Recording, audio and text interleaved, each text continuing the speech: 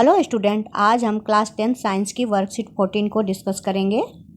तो आइए शुरू करते हैं।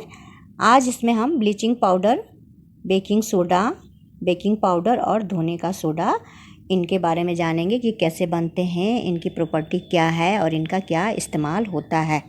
तो सबसे पहले हम देखते हैं विरंजक चूर्ण, जिसको हम ब्लीचिंग पाउडर भी कहते हैं।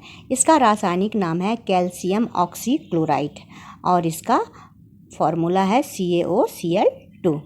अब ये बनता कैसे है? तो शुष्क बुझे हुए चूने CaOH2, बुझा हुआ चूना समझते हैं ना, जो कैल्शियम ऑक्साइड होता है, उसको जब हम H2O से मिलाते हैं तो बड़ी तेज़ हिस्सी आवाज़ होती है, काफ़ी गर्मी निकलती है और उसके बाद जब उसको ठंडा किया जाता है तो ये कैल्शियम हाइड्रोक्साइड तैयार होता है। तो इस पर जब क्लोरीन का रिएक्शन कराते हैं तो उसके बाद हमें विरंजक चूर्ण मिलता है। इसका देखिए कैसे लिखा हुआ है, chemical reaction CaOH2 plus Cl2 CaOCl2 plus H2O, मतलब कैल्शियम हाइड्रोक्साइड प्लस क्लोरीन, तो उससे आपको विरंजक चूर्ण मिल जाएगा और H2O भी बनेगा। अब इसके गुण क्या क्या हैं, गुण समझते हैं। विरंजक चूर्ण हल्के पीले रंग का पाउडर है। इसका कलर कैसा है? हल्का पीला, मतलब देखने में ये हल्के पीले रंग के पाउडर की तरह लगता है। इसमें बड़ी तेज़ क्लोरीन जैसी गंध होती है, मतलब आपको बहुत तेज़ गंध आएगी विरंजक चूर्ण से। और तीसरा है पानी में ये घुलनशील है। तो इस कारण से क्या होता है, जो पानी में कुएं वगैरह में जैसे पानी गंदा हो जाए तो उसमें ये ब्लीचिंग पाउडर डाल दिया जाता है। कई बार हमारे नलों में जो पानी आता है उसमें भी विरंजक चूर्ण की गंध आती है, क्योंकि ये पानी को रोगाणु मुक्त करता है, जर्म फ्री कर देता है। पानी में जर्म वगैरह नहीं हो और पानी पीने के योग्य हो, तो इसलिए विरंजक चूर्ण उसमें मिला देते हैं। अब इसका यूज़ देखेंगे, उपयोग देखेंगे क्या क्या है। तो पहला है वस्त्र उद्योग में सूती एवं लिनन के विरंजन के लिए। तो जितनी भी वस्त्र उद्योग हैं, बड़ी बड़ी टेक्सटाइल इंडस्ट्री हैं, वहाँ पर इसका इस्तेमाल किया जाता है। जो भी सूती और दूसरे कपड़े होते हैं उनको ब्लीच करने के लिए, है ना, उनकी साफ़ सफाई में इस्तेमाल होता है। दूसरा है साफ़ कपड़ों के विरंजन के लिए। फिर कपड़े जो होते हैं उसमें भी ब्लीचिंग पाउडर का इस्तेमाल करके कपड़ों को साफ़ किया जाता है। कोई स्टेन है, धब्बा है किसी तरह का, तो वो सारा इससे हटा दिया जाता है। कागज़ की फैक्ट्री में लकड़ी की मज्जा के लिए, जो पेपर इंडस्ट्री है, कागज़ बनता है। आपको पता है कि लकड़ी से कागज़ बनता है। हम कहते हैं ना पेड़ मत काटो, कि पेड़ जो है वो कागज़ के लिए इस्तेमाल किया जाता है। तो वहाँ पर जो वुड पल्प होता है उसकी सफाई के लिए भी विरंजक चूर्ण का इस्तेमाल होता है। लास्ट है इसमें कई रासायनिक उद्योग में एक उपचायक के रूप में, बहुत सारे जो रासायनिक उद्योग हैं उसमें उपचयन की क्रिया को बढ़ाने के लिए उपचायक के रूप में इसका इस्तेमाल किया जाता है। ये सारे यूजेज हैं जिन्हें आपको याद रखने हैं। आगे देखते हैं बेकिंग सोडा एवं बेकिंग पाउडर। अब बेकिंग सोडा जो है उसका नाम है सोडियम हाइड्रोजन कार्बोनेट और इसका रासायनिक सूत्र है NaHCO3। अब ये बनता कैसे है? सोडियम क्लोराइड का उपयोग कर इसका निर्माण होता है। सोडियम क्लोराइड NaCl है ना, जो घर में नमक इस्तेमाल करते हैं उसी को सोडियम क्लोराइड कहते हैं। तो उसमें वाटर यानी पानी, CO2 और NH3 अमोनिया, इन तीनों के रिएक्शन से बेकिंग सोडा बनता है। NH4Cl बनता है और साथ में ये बेकिंग सोडा बनता है। अब बेकिंग पाउडर में क्या है? तो बेकिंग सोडा जो है उसमें टार्ट्रिक अम्ल मिला देते हैं, है ना। तो बेकिंग सोडा में टार्ट्रिक अम्ल मिलाया तो बेकिंग पाउडर बन गया। टार्ट्रिक अम्ल आपने पीछे पढ़ा, इमली के अंदर भी होता है टार्ट्रिक अम्ल, है ना। तो दोनों के मिलने से सोडियम बेकिंग सोडा और टार्ट्रिक अम्ल के मिलने से बेकिंग पाउडर बनता है। NaHCO3 प्लस टार्ट्रिक अम्ल बेकिंग पाउडर। सुनने में दोनों एक जैसा ही लगता है, लेकिन देख लीजिए यहाँ क्या अंतर है। आगे है बेकिंग सोडा का उपयोग। तो बेकिंग सोडा का उपयोग सबसे पहला है बेकिंग पाउडर निर्माण में, है ना, क्योंकि बेकिंग पाउडर जो है बेकिंग सोडा से ही बनता है। दूसरा है एंटासिड का एक संघटक। एंटासिड आपने पहले पढ़ा कि जब हम काफ़ी स्पाइसी फूड खा लेते हैं, मसालेदार चीज़ें खा लेते हैं, तो हमारे पेट में एसिड ज़्यादा बनने लगता है ना, HCl का सिक्रेशन ज़्यादा होने लगता है, जिससे एसिडिटी हो जाती है। खट्टी डकार आने लगती है। तो ऐसी स्थिति में बेकिंग सोडा का यूज़ किया जाता है, क्योंकि बेकिंग सोडा जो है वो क्षारीय प्रकृति का होता है ना। तो इस कारण से इसको जब अम्ल के साथ जब ये अभिक्रिया करता है, जो हमारे पेट में अम्ल ज़्यादा बन रहा है, तो उसको ये उदासीन कर देता है, इसका इफ़ेक्ट ख़त्म कर देता है और हमें आराम आ जाता है। इसी तरह से चींटी ने काट लिया या मधुमक्खी ने काट लिया, डंक मार लिया, तो उस समय भी बेकिंग सोडा का यूज़ करते हैं। और उसमें क्या होता है कि जो चींटी या मधुमक्खी ने काटा है तो वो भी हमारी स्किन में अम्ल छोड़ती हैं, और इस कारण हम वहाँ पर जब बेकिंग सोडा का इस्तेमाल करते हैं तो वहाँ पर रगड़ लेते हैं बेकिंग सोडा को, तो जो जलन है वो ख़त्म हो जाती है, क्योंकि बेकिंग सोडा जो है अम्ल के प्रभाव को ख़त्म कर देता है। इस तरह से ये एंटासिड के रूप में बहुत ज़्यादा इस्तेमाल होता है। अब आगे देखते हैं सोडा अम्ल अग्निशामक में उपयोग।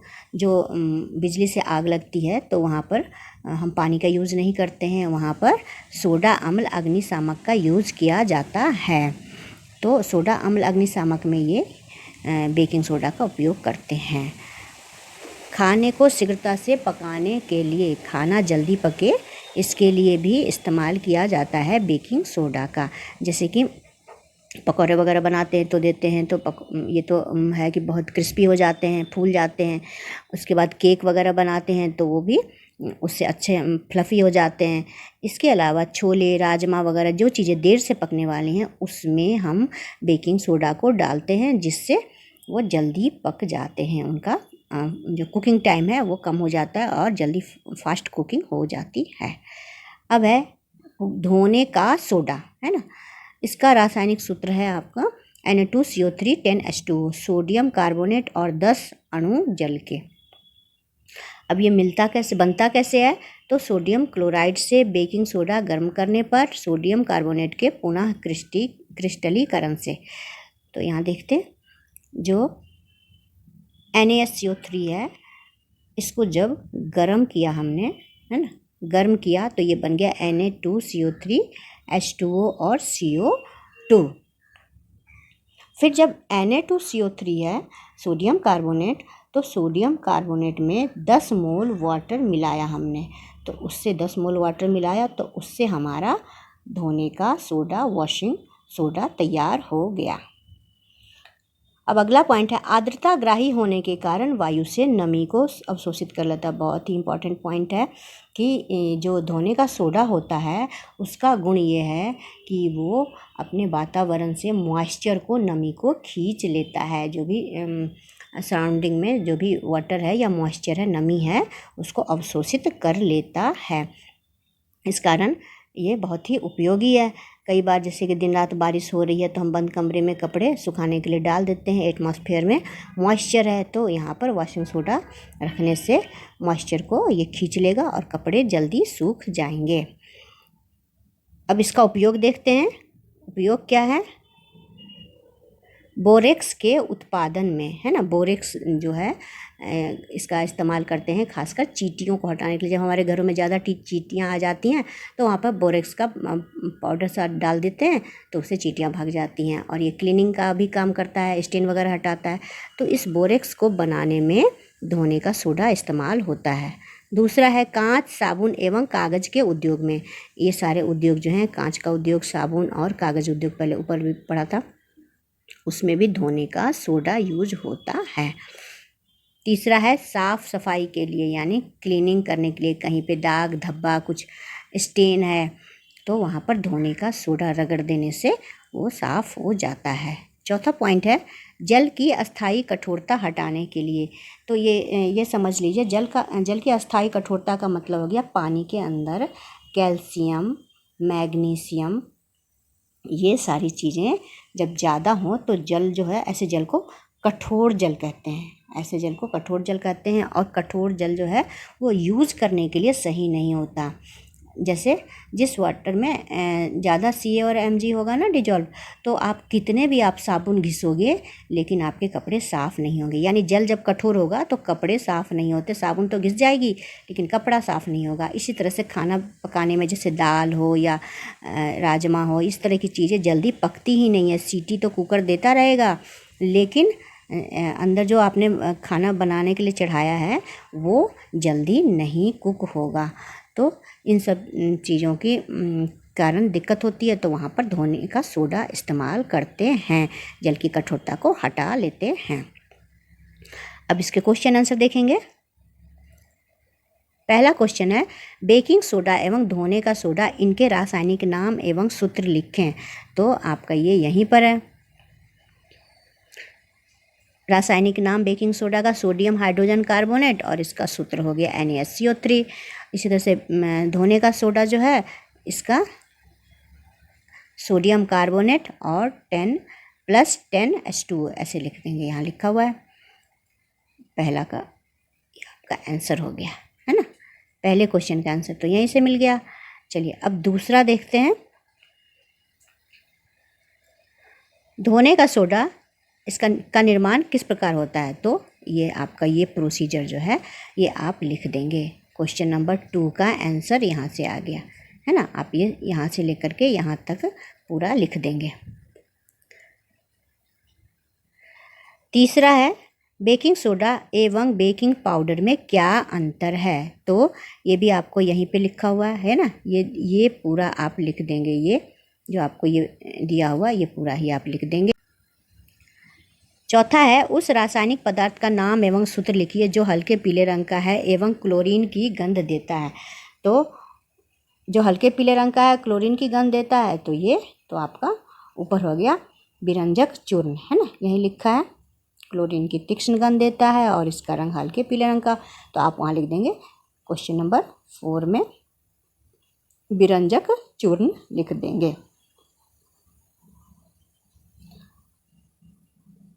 अब पांचवा है, जीवाणुओं को खत्म करने वाला रासायनिक पदार्थ धोने का सोडा है। क्या यह कथन सही है, स्पष्ट कीजिए। तो ये कथन तो गलत है ना। जीवाणुओं को खत्म करना विरंजक चूर्ण का काम है ना।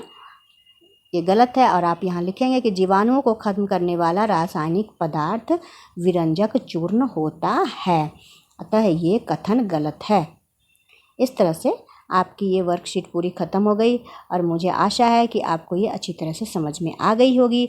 अगर ये अच्छी तरह से समझ में आई तो आप अपने दोस्तों के साथ इसे अवश्य शेयर करें। Thank you.